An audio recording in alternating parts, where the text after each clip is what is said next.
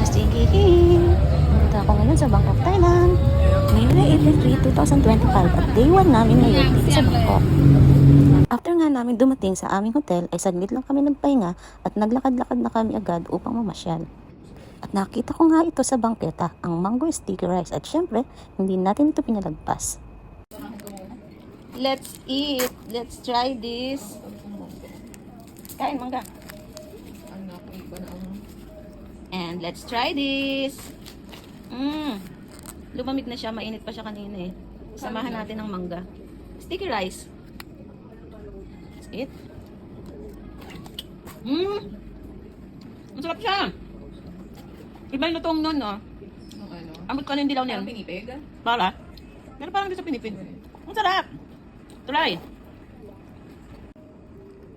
Mangga. Sticky rice. The best.